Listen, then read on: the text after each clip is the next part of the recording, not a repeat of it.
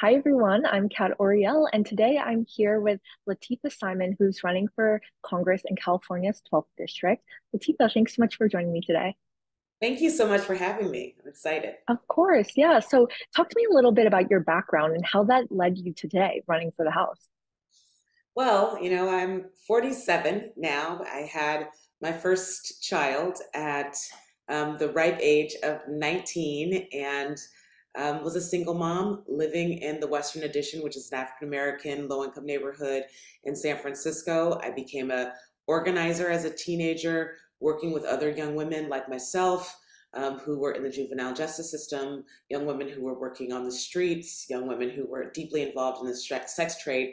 And that really inspired me not only to think about, how our worlds could be different, but really how to move public policy. And by my 20s, I was running an organization.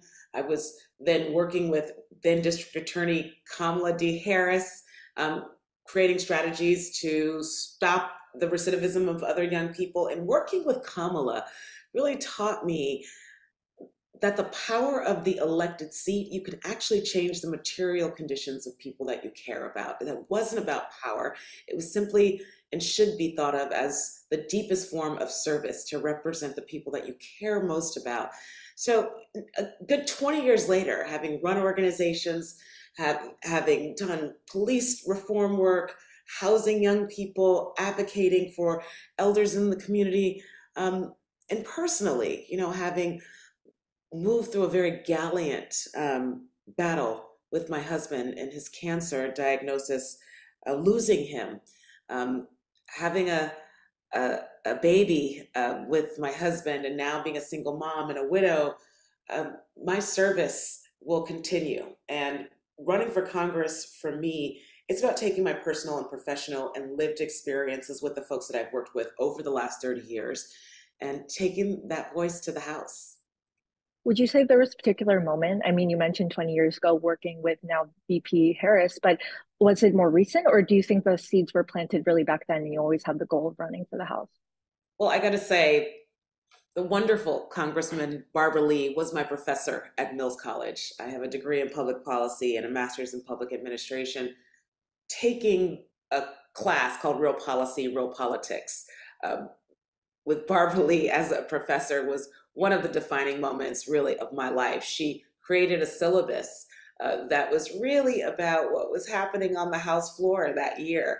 And she asked the class at one point, one day I'm going to retire, somebody be needs to be ready to take my place. And I remember shooting my hand up, and the congresswoman reminded me of that moment just a few days before she launched her Senate campaign.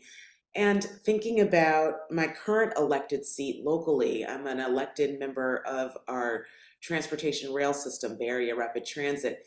Um, and she reminded me as well, all the work that I've been able to do in that seat.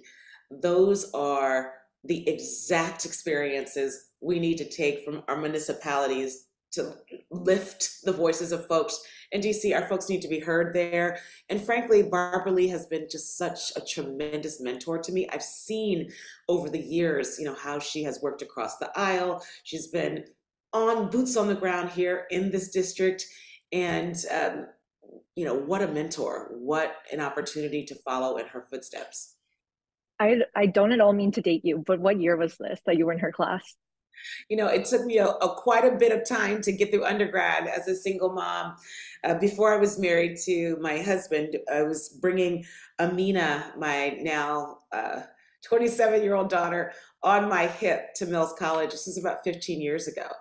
Um, and being a full-time student and working full-time, with elementary school kid, taking her to class with me, Barbara reminded me that she too went to Mills College and brought her children to class. So it's been a while, but those memories of her teaching that class and being a very, very hard and tough professor are still in my mind. How you can, again, travel once a week from Washington, D.C., back to Mills College, teach a 6-hour class, fly back, that kind of determination, I Mhm. will never forget.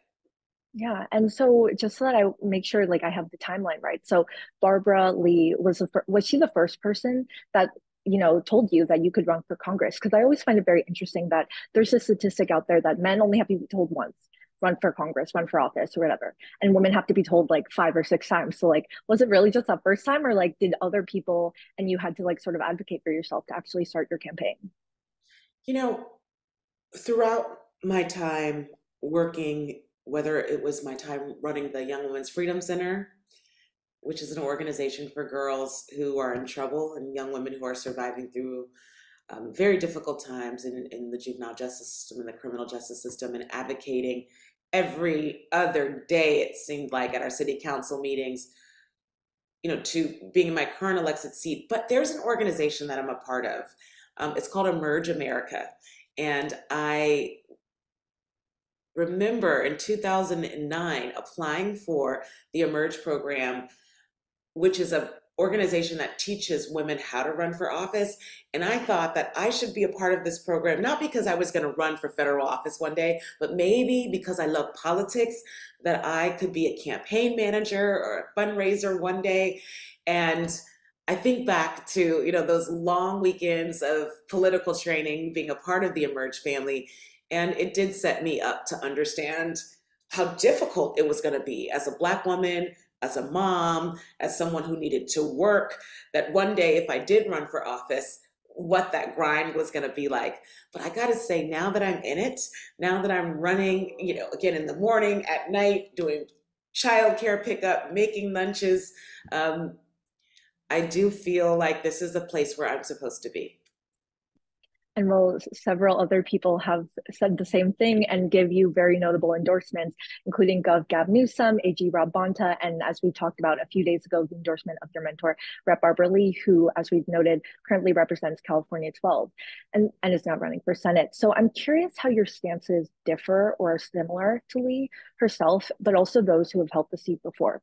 And I recognize that 12 has changed a lot over the years from redistricting, but some of the women who have represented in California 12 are Jackie Spear, Nancy Pelosi, when it was more so San Francisco, but now Lee in Oakland. So where do your ideologies and priorities fall in terms of not only carrying on these women's legacies, especially Lee's, but also carving your own path and making your own name?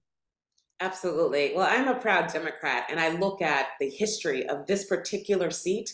Ron Dellums, who was a zealot about creating an internationalist politic around peace and around justice, and he really led, much of the movement on the floor around this vision of a free South Africa and how the United States could stand with the peoples of South Africa to rid itself of apartheid. Barbara Lee, I will never forget watching, as a very young woman, her cast her no vote because she understood that senseless wars don't bring about peace, even in the times of great tragedy. 9/11 changed this nation forever, and watching her stand on that floor, watching the news and reading about her death threats, but she carried on.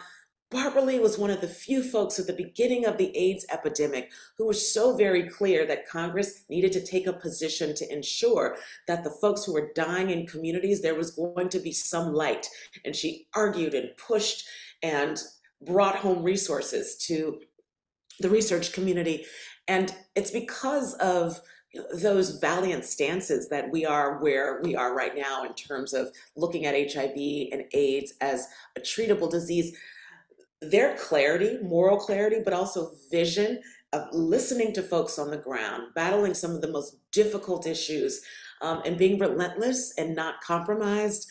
I want to stand, and Mhm. like Congresswoman Pelosi, and like some of the again leaders like VP Kamala Harris, I take that inspiration when we're talking about pushing for our reproductive freedoms. My daughters are less free really than my mother was in terms of bodily autonomy.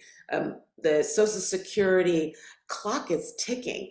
I want to make sure that we're carrying the stories of the elders who live across the street from me, who are fighting for just basic dignities as they grow older. I want to carry on those legacies. These are big shoes to fill, but I have a lot of energy. I have, the wind at my back, and the folks who are endorsing me, who are electeds and community members. I'm in the Bay Area, so we have a beautiful multiracial coalition. I take, you know, I almost get emotional when I think about it. I take the belief in me extremely serious, and I want to do what is best, not only for the folks in this district, but really for voices across the country, for young people, for elders, for disabled people. Uh, there's so many fights to fight, and Congress, as we know, is not an easy place to be. But I know that folks who are suffering every single day to put food on the table, those are the difficult places. And getting the opportunity to run and win a seat, to bring humanity, to bring also joy, to sometimes what we know is a very dark place in Washington, D.C. I'm excited to do that. Yeah. And you do mention Rep. Barbara Lee. She's been a very big advocate for peace and anti-war. And, among many other progressives right now, she's also upset by the Israel-Hamas war. So I have to ask, do you support an immediate ceasefire like her? I want to end the war. I want to end the war. And whether it's ceasefire, whether we're talking about uh, thinking about our military spending globally, absolutely. I think while the Democrats and our administration, they have what seems to be a very clear line, I think it's important for this seat to stand historically as a, a voice of peace, international peace and peace here in the United States. Absolutely. Mhm. And I do also want to talk about her campaign. So, are you also endorsing her back in her Senate campaign? And given that she is trailing in the polls right now, are you prepared to stand by whoever wins the Senate primary next month, whether it's Adam Schiff or Katie Porter? I have been a Barbara Lee avid supporter in every single congressional campaign. I was there at the day of her kickoff. I have been campaigning for Barbara. I have been on the phones raising money for Barbara. I believe in her candidacy.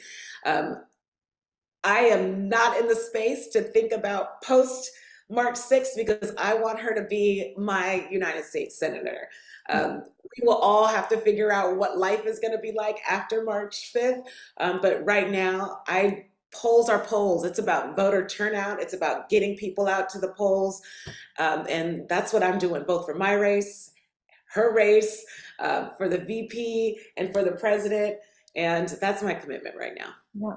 And how do you feel about your current newest United States Senator, Senator LaFonza Butler? Can you rate her performance so far?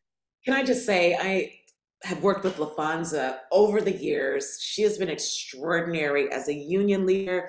She's one of the first people that I talked to outside of the Bay Area when I was elected as a BART board president. She's been so wonderful. Her deep commitment to working people is amazing. And I gotta say, she's been a United States Senator for a few months. Every single time I text her for advice or for another contact, she picks up the phone. I think that Senate, like the House, is a very tough place to be right now. And I think that her wisdom and her clarity and her the deep maturity of politic and understanding of how to talk to people and how to work with people, I'm very inspired by her Mhm. legacy, her living legacy, both as a union organizer, as an organizational leader, as she led Emily's List, and watching her in Congress has been amazing. So now I want to talk about the greatest challenges facing your district. And going on the train of everyone who's endorsed you recently, the San Francisco Chronicle, I was reading their endorsement of you just yesterday. They mentioned the significant challenges that you would be faced with in your district, like crime. And so do you think that's the most significant challenge facing your district? And, what is your plan to address these issues like crime and other things facing Oakland? And also making sure that, when people say or hear Oakland, that they know that there's more of a legacy to it than associating it with crime. Oakland is experiencing very, very difficult challenges. My district is made up of 7 wonderful and beautiful cities. The Bay Area, I believe, I know that you're from Southern California, but there is no better place in the world to me than the beautiful, beautiful Bay Area. District 12 is my home. I have lived in the Bay Area since birth, and I'm committed, deeply committed to making sure that this place um, is one that folks want to flock to. The challenges are real. Poverty is real. I will never gaslight folks and say that crime is down when folks are burying their children and elders don't feel safe walking to get groceries. The reality is in a federal seat, my job will be really to use my bully pulpit not only to bring resources back, to support what I believe can be a coordinated approach to both prevention and accountability, but it's also to push our city leaders, to push our board of supervisors, to push members of communities who are running NGOs to think about, again, root causes, but also in the moment we really, really have to figure out um, how, as I've done for 30 years, how to address the realities of what's happening on the streets. You know, the beauty of developing an anti-recidivism program as a young woman and decreasing recidivism by over 70% at the Young Women's Freedom Center with young women who are in trouble, then working for a district attorney and watching the realities of every single day of victims really shouting and saying, we actually need to feel safe. Public safety is core to me. And I know it's not a one trick pony. Being a congressperson to me is about shepherding resources. It's also about pushing legislation, much legislation that's been stalled. You know, I have been endorsed by the Giffords and recently received their annual award for pushing for gun safety. But we know that folks can't wait. So police presence for many folks is extremely important. We also know that there's an extreme lack of job opportunities. We know that, again, and housing prices are extraordinary. All of these issues need to be dealt with in the immediate and the long term. And again, it's what I've been doing my whole life. So I'm ready to continue that fight, but really taking the demands of relief to the federal government and saying that Oakland needs, the Bay Area needs all the resources we can so our small businesses can thrive, so folks can feel safe. I think I'm up for the task. And what would your plan be if the House continues with a Republican majority? Would you be willing to reach across the aisle to pass these priorities that you're talking about, or only work with Democrats to push more progressive policies?